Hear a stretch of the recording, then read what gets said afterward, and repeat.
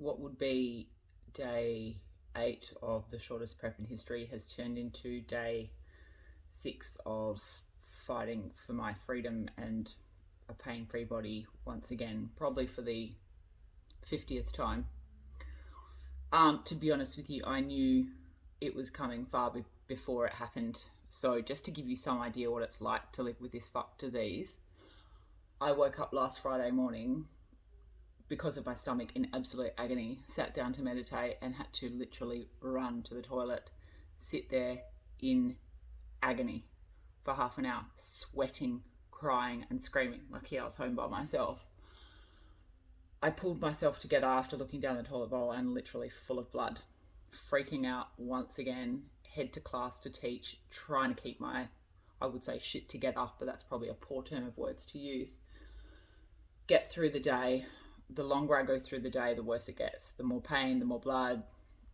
I end up in bed at like 4:30 on Friday, unable to function at all, and made the call and decided I'm just going to go straight to hospital. I had my morphine patch on and it wasn't doing shit. Again, poor choice of words. As soon as I got to ER, they put me straight through. There was no question that I was a one sick woman. And straight away, straight into a bed, prepping for surgery once again, because I didn't know what it was. Once again, I think it was probably my bowels or my stomach or something like that. Finally get up and they finally figure out that it's, endometriosis, like I've told them over and over again. And it gets to day 2 and my bowels have completely stopped working. My blood is shutting down and I'm in a world of fucking pain. So they decide the only thing that they can do is fill me full of laxatives for days and days and days. If you've ever done a bowel prep for colonoscopy, that's pretty much all I was allowed to drink. There's no food, no water, and a butt load of painkillers. So it's a double-edged sword. They're giving you painkillers so you can cope, but they're backing you up and not letting things get moving down there. It's almost certain, or 90%, that the endometrius on the bowel, the sigmoid colon, has grown and made this almost an impossible situation to deal with. So we're pretty much hitting it from all angles. To the second last day, when I'm literally bent over the bed screaming in agony. That's where I was. And I'm one tough motherfucker and I can take some hardcore pain, but that had me literally on my knees. So I end up back on morphine tablets, everything, and more bowel prep. So they're just basically waiting. And then they come to the conclusion that I've probably got a bowel obstruction, which I wasn't further from believing them because it was so bad.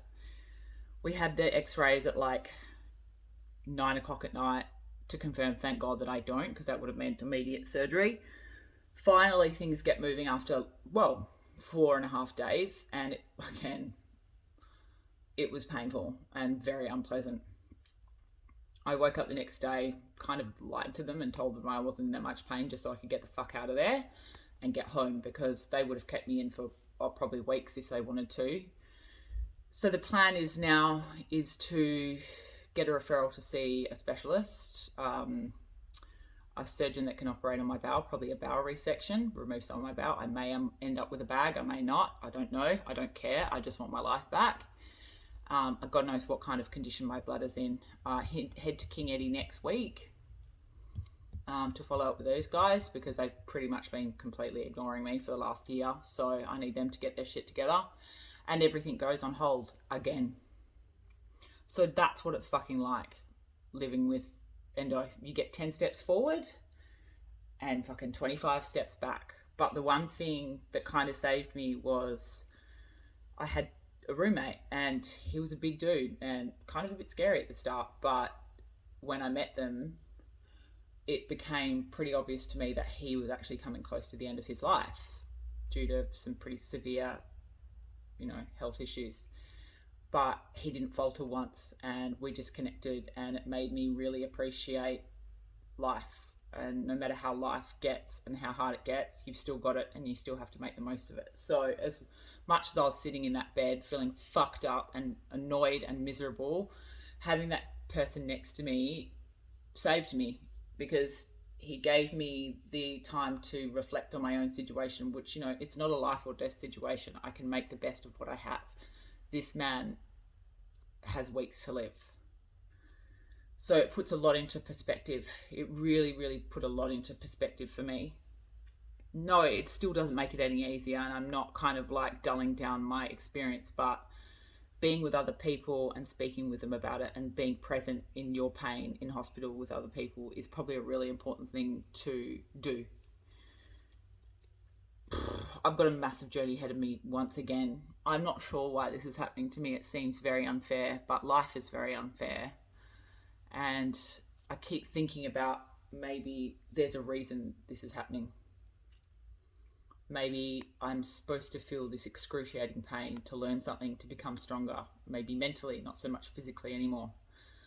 I don't know yet. I don't have the answers, and I don't think I'll get the answers for quite some time. But my head is rock solid, like my mind is there. My body just needs to catch up. So that, my friends, is what it's like to live with endo. And unfortunately, the experience is not over for me. I do not feel. So this prep has turned into another journey, which I will video diary the whole way through now, because people need to know how fucked this is.